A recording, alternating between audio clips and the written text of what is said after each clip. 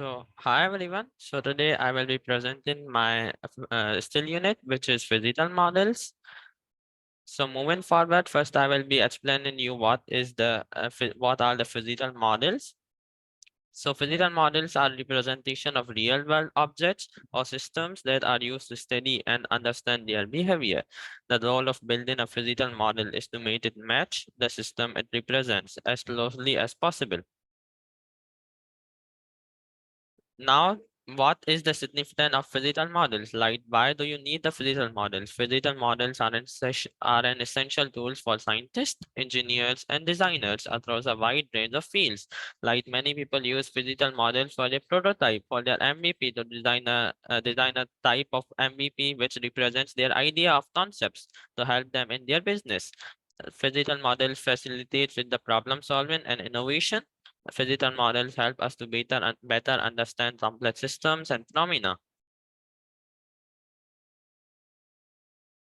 Physical models allow us to make accurate and precise predictions, make decisions, and hopefully make things better for all life. Moving forward in this still unit over the past 3 months, I have learned so many concepts. Some of them are world views around us, paradigm shifts, science is a way of thought, reciprocity, velocity, relativity, inertia, and momentum, friction and viscosity, leverage. So one of the concepts which I have learned so far in the still unit over the past 3 months is friction, a friction that occurs when two surfaces come into contact and resist relative motion. Friction is caused by the interactions between the microscopic roughness or the irregularities of the surface in contact. On the right hand side, you can see some pictures of it defining the friction. There are three types of friction: rolling friction, static friction, and sliding friction. Rolling friction is basically we use in our daily lives by moving on the cars, moving on the buses, moving on the cycles. So the next concept which I have learned is the momentum. Understanding momentum. Momentum is closely related to the Newton's law of motion. Newton's second law states that a rate of change of momentum of an object is equal to the net force acting on it. Momentum plays a vital role in our nature. On the right hand side, you can see there are road and cars which applies to momentum. Yeah. So moving forward, I have also explored the third law of motion, which is also known as law of action and reaction. So explore rotate propulsion. Propulsion follows the Newton's third law of motion. The expulsion of exhaust gases created from the ignition of fuel in one direction creates a corresponding force that propels the rockets in the opposite direction. On the right hand side, you can see how the rocket propels. The gravity is pulling downward force and the thrust is opposing the gravity. So this is how the rocket propels in space. So moving forward, this is the most exciting part which I have designed. I have made sure that the roller coaster design is safe. So I have made a roller coaster design which is safe. Roller coaster does not have any engine itself, although it has a powered section which helps the coaster to gain initial height, and then the energy generated the roller coaster is converted from potential energy to kinetic energy, propelling it forward. So moving forward, I have also making sure it is safe. And the design of roller coaster is safe. So I have calculated the speeds of points at each point.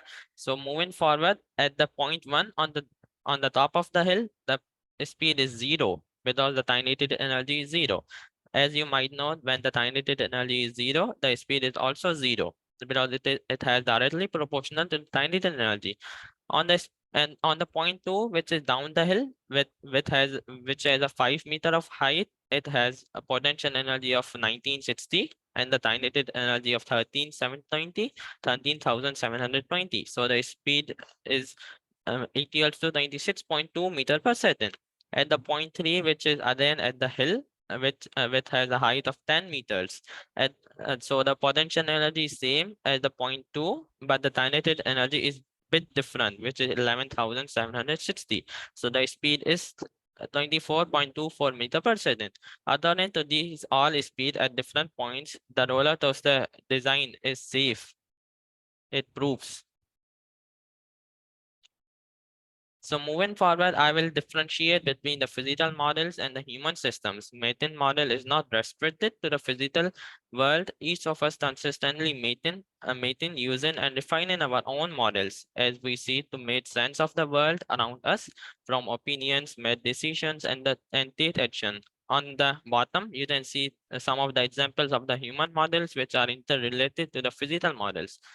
First, there is emergence. One example of emergence in human systems is the development of language. Language is a complex system that emerges from the interaction of simpler components, such as individual words, grammar rules, social interactions. The combination of these simpler components gives rise to the emergence of complex language, structure, and communication abilities.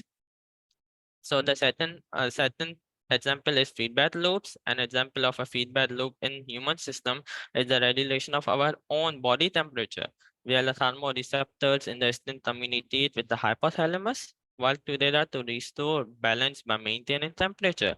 Feedback loops are also present in mental models, especially in the process of learning and acquiring new skills, where feedback is taken to improve our skills. Last but not least, the non-literary. Non-literary can be observed in mental models, particularly in decision-making process. People's choice and decisions are often influenced by nonlinear factors such as emotions, context, and cognitive biases. Small changes in the input or context can lead to different outcomes or decisions, indicating nonlinear relationships within mental models. This nonlinearity is evident in various domains, including economics, psychology, and behavioral sciences. So this was my end of presentation. Thank you.